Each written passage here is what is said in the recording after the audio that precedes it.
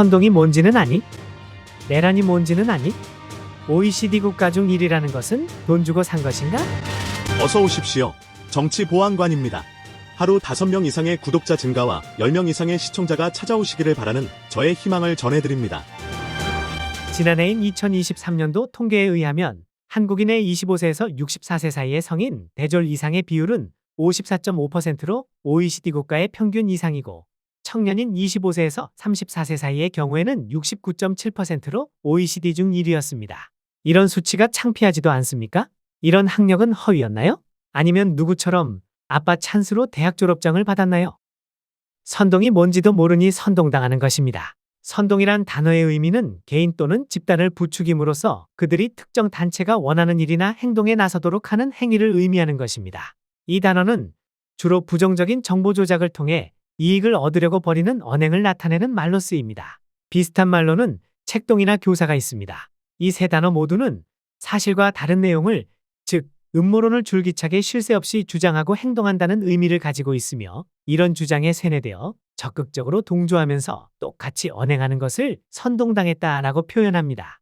일반적으로 선동을 당하게 되는 경우는 상대방의 주장을 내가 확인할 수 없을 경우에만 있을 수 있는 일이라고 생각합니다. 대학교 졸업이라는 고학력을 가진 국민이 대다수인 대한민국에서 선동당하는 사람이 많다는 것은 매우 심각한 수준의 의식 구조가 아닐 수 없습니다. 그리고 비싼 세금 내고 살면서 적어도 매우 신중하게 표현해야 할 내란죄라는 단어 정도는 사전만 찾아봐도 거짓말인지 사실인지 알 수 있지 않나 생각합니다. 이런 나의 주장에 대하여 니놈이 윤 대통령의 계엄령을 내란이라고 주장하는 국회의원보다 똑똑하냐 또는 대학 교수인 학자보다 똑똑하냐고 욕설을 퍼붓습니다. 사전을 단 한 번만 찾아보면 내란이라는 단어가 무슨 의미인지 알 수 있는데도 그런 노력조차 하지 않고 대학 교수가 주장하는 것이니까, 자신이 좋아하는 사람이 주장하는 것이니까, 자신이 지지하는 정치인이 주장하는 것이니까, 자신이 지지하는 정당에서 주장하는 것이니까 하면서 앞뒤 전후좌우 가리지 않고 무턱대로 믿고 또 앞장서서 폭력적인 행위도 서슴없이 해댑니다. 대학이라는 높은 학력을 가진 사람들이라고는 도저히 상상할 수 없는 비참할 정도의 고학력자들의 의식 수준입니다. 12월 3일 윤 대통령의 계엄령 선포를 두고 더불당에서는 내란이라고 국민들을 선동하고 있습니다. 그걸 모르는 놈이 어디 있냐고 욕설을 퍼붓지 말고 다시 한번 내란이라는 사전적 의미를 생각해 봅시다. 내란이라는 단어의 사전적인 의미는 일개의 나라 안에서 정치적 목적으로 벌이는 반란을 의미한다. 국가 대권과 헌법의 통치력을 저해하거나 파괴하려는 행위 또는 국가의 영토 주권을 말소시키려는 일체의 무력 행사를 말한다. 내변, 반역이라고도 한다. 고 사전에 정의되어 있습니다. 따라서 국가의 대권과 헌법 통치력을 갖춘 대통령이 내란을 일으키지는 않습니다. 국가 통수권자인 국왕이나 대통령의 통치 행위를 내란이라고 하는 것이 아닙니다. 과거에 이석기 통합진보당 의원이 내란 음모 및 내란 선동 등의 혐의로 구속된 경우처럼 어떤 개인이나 단체가 국가를 전복하고 통치권을 찬탈하기 위하여 저지르는 행위를 내란이라고 하는 것입니다. 비싼 세금 내고 살면서 품삯을 지불하고 국회의원을 고용했으면 적어도 하인이 주장하는 보고에 대해서는 검수는 해봐야 하는 것이 아니냐라는 것입니다.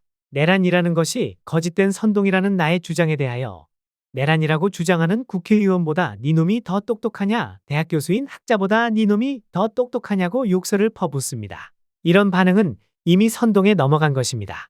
그러니까 내란 주장에 동조하는 것이기는 내란의 의미도 선동의 의미도 모르는 것이지요.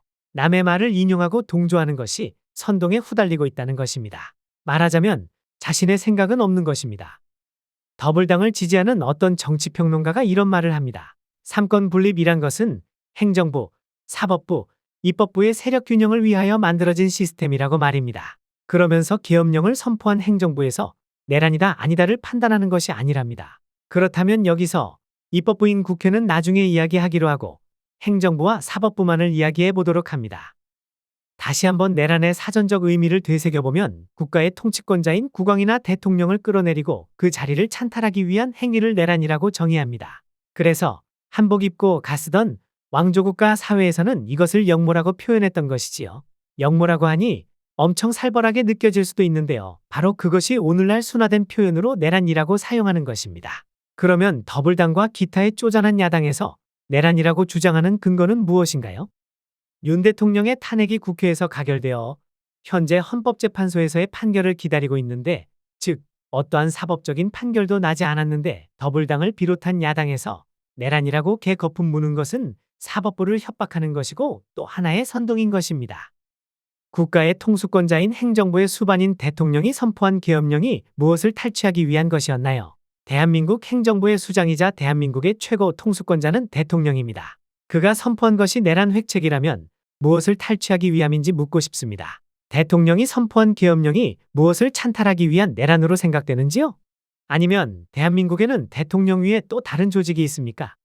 계엄령은 쿠데타, 내전, 반란, 전쟁, 폭동, 국가적 재난 등 비상사태로 인해 국가의 일상적인 치안 유지와 사법권 유지가 불가하다고 판단될 경우 대통령과 같은 국가 원수 또는 행정부 수반이 입법부의 동의 아래 군대를 동원하여 치안 및 사법권을 유지하는 조치를 의미합니다.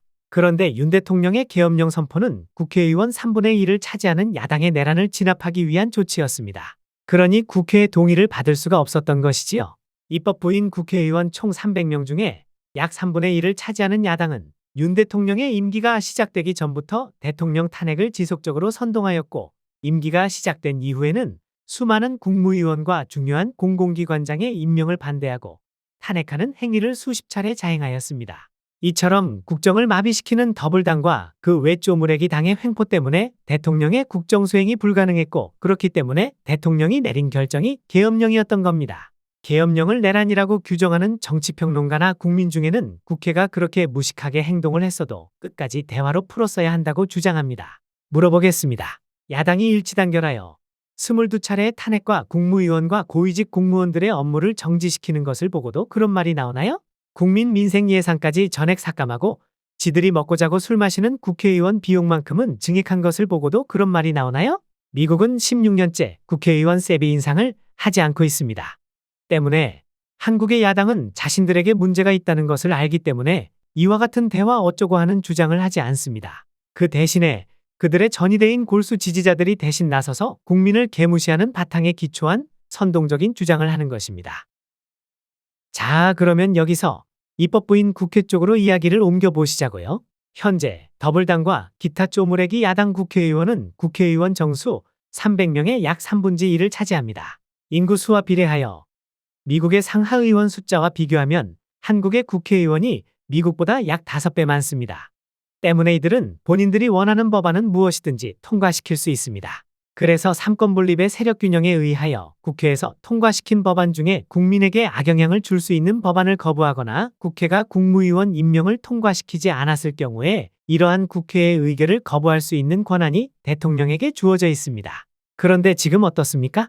한덕수 국무총리 겸 대통령 권한대행이 공석 중인 헌법재판관 3명을 야당의 지시한 대로 임명하지 않는다고 국회의 지시를 거부했다고 야당이 탄핵했습니다. 야당의 의견을 거역하면 무조건 탄핵입니다. 그들은 스스로를 존엄이라고 인식하고 있는 것이지요. 만약 이들이 정권을 잡고 있고 국회의원 절반 이상을 보유하고 있다면 탄핵이 아니라 북한처럼 쥐도 새도 모르게 사형당하는 겁니다. 이것이 비단 이번 경우만은 아닙니다. 결국은 대통령 탄핵 가결 이전의 22번의 탄핵에서 29번으로 그 횟수가 증가했습니다. 윤 대통령 탄핵 가결 후 불과 약 2주 만에 7건의 탄핵이 추가된 것입니다. 윤 대통령의 계엄령 선포는 야당이 대다수를 차지하는 야당 국회에 의하여 내란이 일어나는 것을 저지하기 위함이었습니다. 만일 박근혜 전 대통령 탄핵 결정 때처럼 헌법재판소가 민심을 염두에 둔 결정을 해야 한다면 지금 광화문을 비롯한 전국 각 지역에서 벌어지고 있는 탄핵 찬성의 수십 배에 달하는 탄핵 반대 시위의 민심에 따라야만 할 것입니다.